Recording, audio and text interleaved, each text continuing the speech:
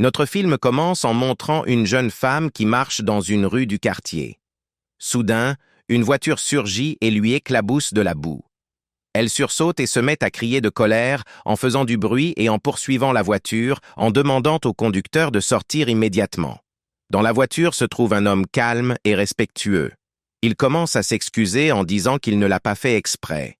Mais la jeune femme refuse de l'écouter et lui dit « Je me fiche de qui tu es, je vais te frapper comme un petit enfant. » Le conducteur continue de demander pardon et lui dit « Laisse-moi te montrer ma carte de travail. » Quand il se tourne pour la prendre dans la voiture, la jeune femme lui dit « Tu dois me donner 5 000. » Le conducteur est surpris et dit « 5 000, pourquoi faire ?»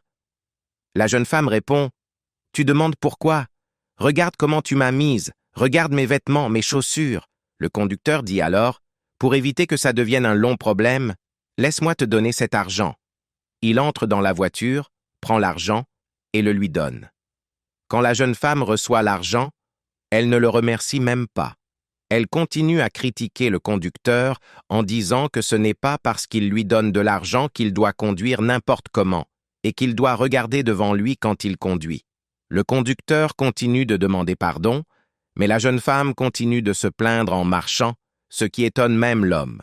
En réalité, cette jeune femme qui a été éclaboussée est une enseignante du secondaire et ce jour-là, elle se rendait au travail. Comme d'habitude, quand un enseignant entre en classe, les élèves doivent le saluer.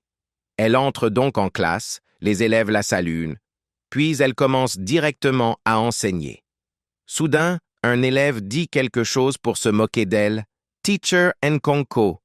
Toute la classe éclate de rire. L'enseignante se retourne et demande qui a dit ça, mais tous les élèves restent silencieux. Elle ne s'en occupe pas et continue d'écrire au tableau. Un autre élève prend un papier et le lance sur sa perruque. L'enseignante se fâche et dit « Qui a fait ça? Si personne ne parle, je vais punir toute la classe. » Mais aucun élève ne parle. Elle quitte la classe et va voir le directeur pour se plaindre du retard de son salaire, car cela fait maintenant 3 mois qu'elle n'a rien reçu et elle a des problèmes personnels. Le directeur lui répond que ce n'est pas de sa faute, que ce sont les élèves qui paient en retard et que l'argent est utilisé pour d'autres besoins. L'enseignante dit que les élèves qui ne paient pas devraient être renvoyés. Le directeur lui répond que si elle ne peut pas supporter, la porte est ouverte et elle peut partir ailleurs car il y a beaucoup d'écoles. Elle est choquée par la réponse du directeur et sort du bureau. De l'autre côté, on voit l'homme qui avait éclaboussé l'enseignante. Il arrive là où il se rendait, il revenait de la ville pour aller saluer sa mère au village. Sa mère le voit, court vers lui, l'embrasse et lui dit « Bienvenue mon fils, entrons à l'intérieur. » Il répond « Non maman, laisse-moi rester ici dehors, il fait chaud à l'intérieur, je veux d'abord prendre un peu d'air. » Sa mère accepte, prend son sac à l'intérieur puis lui apporte de la nourriture. Il mange avec plaisir. Elle lui dit « J'ai préparé ce repas spécialement pour toi, est-ce que c'est bon ?» Il répond « Oui, beaucoup. » À ce moment-là, une élève turbulente arrive et salue sa grand-mère. L'homme lui dit « Comment vas-tu, Angela ?» La fille répond simplement « Bien » et veut partir. Sa grand-mère la gronde pour son manque de respect et lui rappelle que c'est son père. Angela répond avec arrogance « Quel père? Celui-ci ?» La grand-mère se fâche et lui demande de répondre avec respect. Angela finit par répondre correctement, mais avec froideur. Puis elle entre dans la maison.